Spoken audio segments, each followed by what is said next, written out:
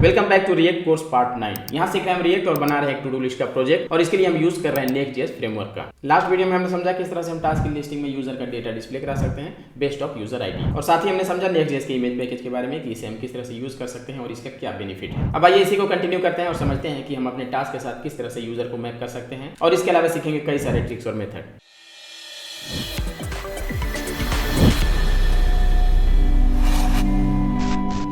अब यहाँ पे डिस्प्ले कराते हैं अपने यूज़र के लिस्टिंग को। इसके लिए चलते हैं अपने पेज पे और यहाँ पे हमारे पास है ये इनपुट, और यहाँ पे हमें दिखाना है अपने यूज़र के डेटा को। हम चाहें तो इसी पेज पे कोड कर सकते हैं, लेकिन इसके लिए एक अलग कंपोनेंट बना लेते हैं और धीरे धीरे हम सबके लिए एक सेपरेट कंपोनेंट बनाएंगे। तो सबसे पहले यहाँ पे कंपोनेंट बना लेते हैं। अभी हमारे पास है यहाँ पे एक यूज़र नाम का कंपोनेंट, इसी को करते हैं कॉपी और इसे कर देते हैं यूज़र लिस्ट। इसे करते हैं ओपन। यहाँ पे ऑलरेडी हमारा API का कोड चल रहा है, हमें सिर्फ रिप्लेस करना है इस URL को। तो इसके लिए चलते हैं यहाँ पे डमी जेसन पे और यहाँ पे है हमारे पास टू गेट ऑल यूजर्स। इसे करते हैं कॉपी और यहाँ पे करते हैं पेस्ट। तो इसमें हमें आईडी की ज़रूरत नहीं है क्योंकि यहाँ पे हमें सारे यूज़र को फैच करना है। यहाँ से इस आईडी को हटाते हैं और यहाँ पे करते हैं इसे यूज़र्स, सेट यूज़र्स, और यहाँ पे सेट यूज़र्स, और इसे भी यहाँ से हटाते हैं। और यहाँ पे सबसे पहले चेक कर लेते हैं अपने यूज़र्स के रिस्पॉन्स को। यहाँ पे करते हैं कंसोल लॉग यूजर्स और यहाँ पे रिस्पॉन्स। अभी के लिए इसे कर देते हैं कमेंट और यहाँ पे चेंज करते हैं इस कंपोनेंट का नेम यूज़र लिस्ट। इसे करते हैं सेव। तो सबसे पहले इसे कर लेते हैं यहाँ पे इंपोर्ट यूज़र लिस्ट। तो यहाँ पे हमारा ये एक्सपोर्ट डिफ़ॉल्ट नहीं है, इसलिए ये कर्ली ब्रेसेस के अंदर आ रहा है। अगर ये हमारा एक्सपोर्ट डिफ़ॉल्ट होता है तो इस तरह से हमारा इंपोर्ट होता है। तो इसे एक्सपोर्ट डिफ़ॉल्ट कर लेते हैं, एक्सपोर्ट डिफ़ॉल्ट, क्योंकि यहाँ हमारे पास मल्टीपल कंपोनेंट नहीं है। अगर हमारा किसी फाइल में मल्टीपल कंपोनेंट हो तो उसे हम एक्सपोर्ट करते हैं और इस तरह से हम कर्ली ब्रेसेस के अंदर मल्टीपल कंपोनेंट को इंपोर्ट करते हैं। लेकिन अगर हम इसे एक्सपोर्ट डिफ़ॉल्ट कर देंगे तो इसे हम सिंपली इस तरह से इंपोर्ट कर सकते हैं और फिर किसी नाम से इंपोर्ट कर सकते हैं। लाइक यहाँ पे कंपोनेंट नेम है यूज़र लिस्ट, तो इसे हम किसी नेम से इंपोर्ट कर सकते हैं। लेकिन अगर ये सिर्फ एक्सपोर्ट होगा तो उसे हमें उसी नेम से इंपोर्ट करना होगा। तो यहाँ पे मैंने कर दिया है इसे एक्सपोर्ट डिफ़ॉल्ट। अब इसे करता हूँ सेव और अब हम इसे डायरेक्टली इंपोर्ट कर सकते हैं। और यहाँ पे इसे करता हूँ यूज़ और यहाँ पे चलते हैं अपने ऐप पे। तो यहाँ पे अभी कुछ नहीं दिखेगा क्योंकि यहाँ पे मैंने अभी कुछ भी डिस्प्ले नहीं कराया है। तो यहाँ पे कर देता हूँ यूज़र लिस्ट। यहाँ पे आ चुका है यूज़र लिस्ट और यहाँ पे हमारे पास आ चुका है यूज़र्स का डेटा। तो इस तरह से हमारे पास आ रहा है ये यूज़र का डेटा। ये है सारा यूज़र का लिस्ट और ये है सारा यूज़र का डेटा। अभी मैंने जो यहाँ पे समझाया उसे क्लियर कर देता हूँ। अभी मैंने इसे किया है एक्सपोर्ट डिफ़ॉल्ट, तो इसे मैं किसी भी नेम से इंपोर्ट कर सकता हूँ। लाइक मैंने इसे किया यूज़र डेटा। यहाँ पे हमारे पास है यूज़र लिस्ट, लेकिन इसे मैंने इंपोर्ट किया यूज़र डेटा के नाम से और इसे यहाँ पे करता हूँ यूज़।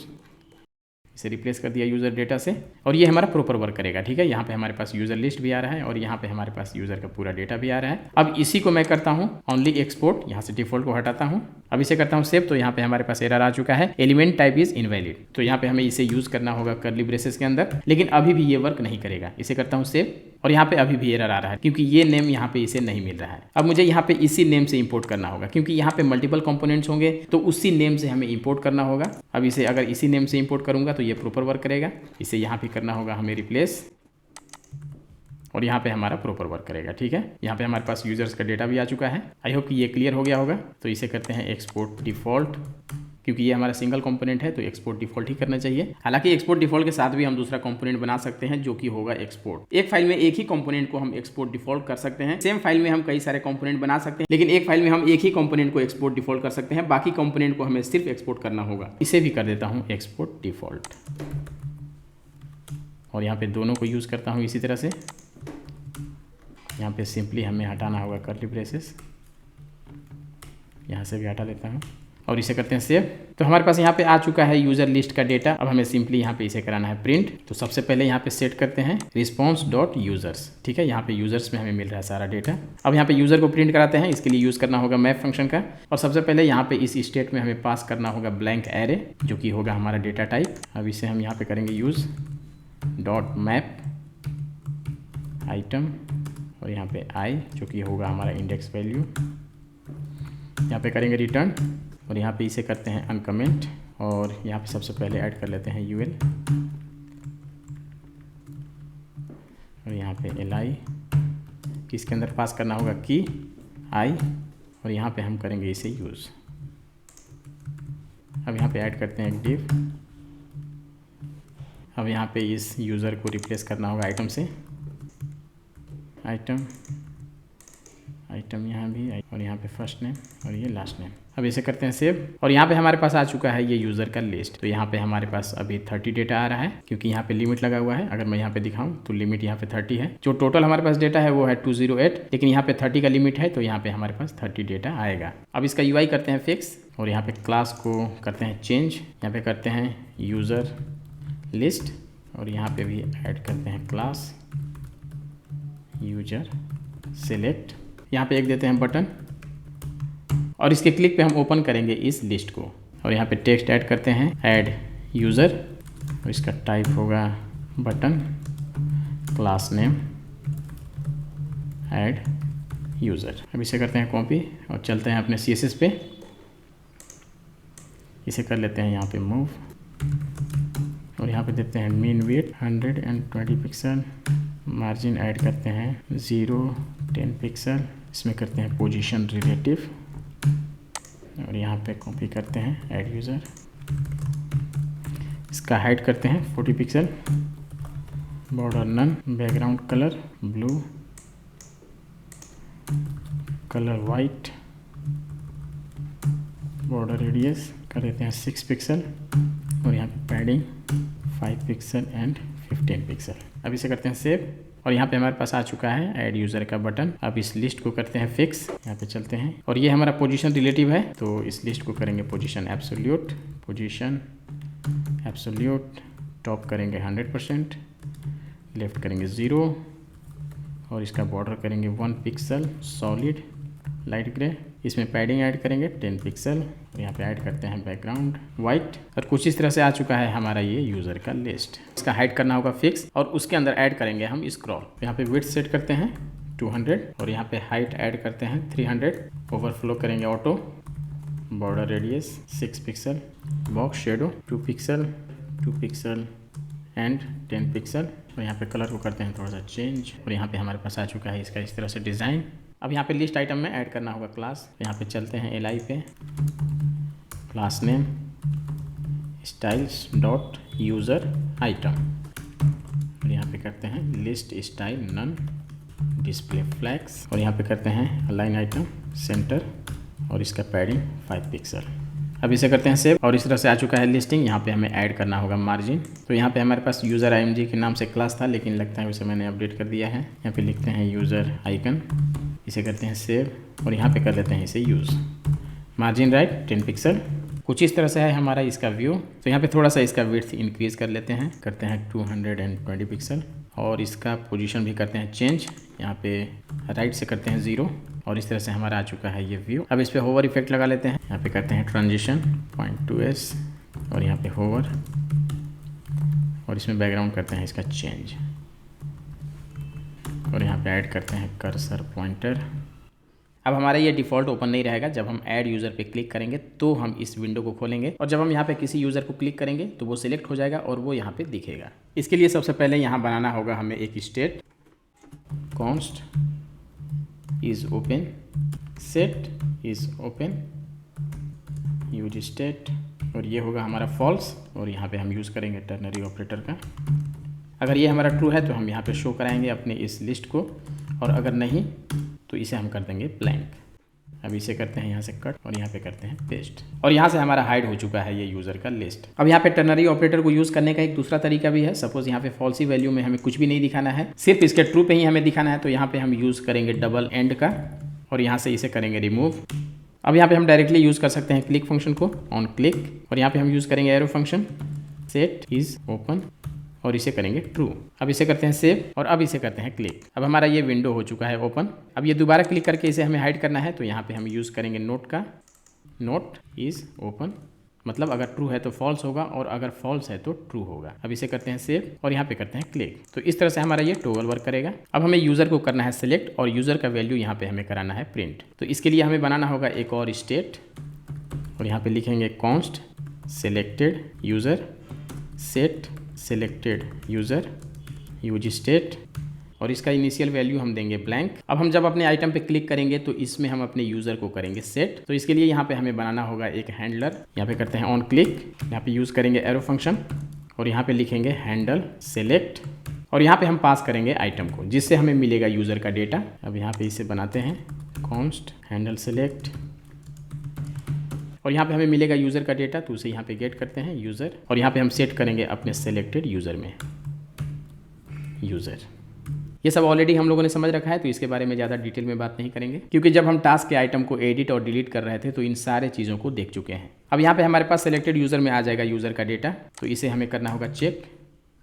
अगर हमारा यूज़र का डेटा ब्लैंक नहीं है तो यहाँ पे हम दिखाएंगे अपने यूज़र के डेटा को। यहाँ पे लिखेंगे selected user dot first name और अगर नहीं ठीक है तो हम यहाँ पे दिखाएंगे ऐड यूज़र टेक्स्ट। मतलब अगर selected user not equal blank, अगर हमारा सेलेक्टेड यूज़र ब्लैंक नहीं है मतलब उसमें डेटा है, तो यहाँ पे हम दिखाएंगे यूज़र का फर्स्ट नेम और अगर ब्लैंक है तो फिर हम यहाँ पे दिखाएंगे ऐड यूज़र। अब इसे करते हैं सेव और यहाँ पे करते हैं क्लिक। अब इस पे करते हैं क्लिक किसी भी यूज़र पे और यहाँ पे हमारे पास आ चुका है यूज़र का फर्स्ट नेम। अब यहाँ पे करते हैं दूसरे यूज़र पे क्लिक, तो इस तरह से हमारा चेंज हो रहा है यूज़र का डेटा। तो इस तरह से हमारा यूज़र हो चुका है सेलेक्ट। यहाँ पे हम लास्ट नेम को भी दिखा लेते हैं क्योंकि हमारे पास यहाँ पे काफ़ी स्पेस है, तो यहाँ पे हम दिखाते हैं लास्ट नेम को भी। तो इसके लिए हम यूज़ करेंगे बैक टिक का, यहाँ पे डॉलर कर्ली ब्रेसेस और यहाँ पे देंगे स्पेस और यहाँ पे last name selected user dot last name. इसे करते हैं सेव और यहाँ पे हमारे पास आ चुका है फर्स्ट एंड लास्ट नेम। अब जैसे यहाँ पे हम यूज़र पे क्लिक करें तो ये हमारा विंडो क्लोज होना चाहिए। तो इसके लिए यहाँ पे हमें हैंडल सेलेक्ट पे करना होगा इज ओपन को फॉल्स, सेट इज ओपन और यहाँ पे करेंगे फॉल्स। इसे करते हैं सेव और अब यहाँ पे करते हैं क्लिक। यहाँ पे क्लिक करते हैं सेकेंड पे, यहाँ पे हमारा विंडो हो चुका है क्लोज और यहाँ पे आ चुका है यूज़र का नेम। ठीक है, तो इस तरह से हम सेलेक्ट कर सकते हैं अपने यूज़र को। अब इसे थोड़ा फिक्स करते हैं, इसे एक लाइन में शो कराते हैं। यहाँ पे करते हैं मार्जिन लेफ्ट 20 पिक्सल और इसके विड्थ को थोड़ा सा इंक्रीज कर देते हैं। इसको कर देते हैं 140 पिक्सल और यहाँ पे इस इनपुट में ऐड करते हैं फ्लैक्स ऑटो कि ताकि ये पूरा एरिया कवर कर ले। यहाँ पे चलते हैं इनपुट पे, इनपुट स्टाइल और इसमें ऐड करते हैं फ्लैक्स ऑटो। अब यहाँ पे बटन में करना होगा हमें विड्थ 100% क्योंकि यहाँ पे थोड़ा सा स्पेस आ रहा है हमारे पास। यहाँ पे चलते हैं, इसमें करते हैं विड्थ 100% और ये हमारा हो चुका है फिक्स। अब इस पर करते हैं क्लिक और इस तरह से हमारा ये प्रॉपर वर्क कर रहा है। यहाँ पे हमारा ये ऐड टास्क का बटन छोटा हो गया है तो इसे कर लेते हैं फिक्स। अभी हमारा है 68 पिक्सल, तो यहाँ पे सेट कर देते हैं मिन विड्थ। यहाँ पे करते हैं मिन विड्थ। हम चाहें तो यहाँ पे यूज़र थंब को भी दिखा सकते हैं। यहाँ पे है हमारे पास यूज़र का आइकन, तो यहाँ पे दोनों को कर लेते हैं कॉपी और यहाँ पे चलते हैं, इसे यहाँ से हटाते हैं। यहाँ पे ऐड करते हैं फ्रेगमेंट और यहाँ पे किया पेस्ट और यहाँ पे हमें इसे रिप्लेस करना होगा सेलेक्टेड यूज़र से। सेलेक्टेड यूज़र और ये फर्स्ट नेम और ये लास्ट नेम। अब इसे करते हैं सेव और यहाँ पे हमारे पास आ चुका है इसका आइकन भी, तो इसे हमें करना होगा फिक्स। जो हमारा ये बटन है इसमें ऐड करेंगे display flags align items centre और ये हमारा आ चुका है प्रॉपर इसका व्यू। इस आइकन को मूव कर देते हैं बाहर और यहाँ पे ऐड करते हैं width 24 pixel, height 24 pixel, border radius 50%, overflow hidden और border 1 pixel solid light grey. इसे सिंगल लाइन में करते हैं, इसका थोड़ा सा विड्थ और कर देते हैं इंक्रीज, इसे कर देते हैं 200। तो इस तरह से हमारा ये प्रॉपर वर्क कर रहा है और इस तरह से हम सेलेक्ट कर पा रहे हैं अपने यूज़र को। अब यहाँ पे ऐड करते हैं एक नया आइटम और उसमें अटैच करते हैं अपने इस सेलेक्टेड यूज़र को। तो इसके लिए सबसे पहले हमें चलना होगा अपने ऐड टास्क के लॉजिक पे। यहाँ पे है हमारा ऐड टास्क का लॉजिक और यहाँ पे हम पास कर रहे हैं यूज़र का आईडी जब हम अपने टास्क को कर रहे हैं ऐड, और यही यूज़र हमारा मैप हो जाएगा हमारे टास्क के साथ जो भी हमारा नया ऐड होगा। तो यहाँ पे हमें चाहिए होगा यूज़र आईडी जो भी हमारा इस सेलेक्टेड यूज़र का आईडी होगा। अब यहाँ पे आपके खास अटेंशन की ज़रूरत है, इसलिए क्योंकि ये जो हमारा यूज़र का लिस्ट है ये एक अलग डिफरेंट कंपोनेंट में है। अगर मैं यहाँ पे आपको दिखाऊं तो यहाँ पे हमारा है यूज़र लिस्ट और यहाँ पे हमें मिल रहा है यूज़र का डेटा जो कि यहाँ पे है हमारे पास सेलेक्टेड यूज़र, लेकिन हमें इसे यहाँ पे गेट करना है इस वाले कंपोनेंट में, ठीक है, इसके पेरेंट में। अगर हमें पेरेंट से चाइल्ड में डेटा पास करना होता है तो उसे हम इजीली पास कर लेते हैं। यहाँ पे हमने देखा था किस तरह से हमने यूजर के अंदर आईडी को पास किया एज ए प्रॉप्स अपने पेरेंट से चाइल्ड में, लेकिन यहाँ पे हमें चाइल्ड से पेरेंट में डेटा गेट करना है। तो इसे कैसे करेंगे? ये एक बहुत ही कॉमन और बहुत ही इंपॉर्टेंट पॉइंट है जिसे सही से समझने की जरूरत है और लगभग रिएक्ट के हर इंटरव्यू में ये क्वेश्चन पूछा जाता है, how to pass data from child to parent. अपने चाइल्ड से पेरेंट में डेटा को गेट करने के लिए भी हम यूज करेंगे प्रॉप्स का, लेकिन हमारा यहाँ पे प्रॉप्स होगा एक फंक्शन। तो सबसे पहले यहाँ पे चलते हैं, यहाँ पे बनाते हैं एक function const get selected user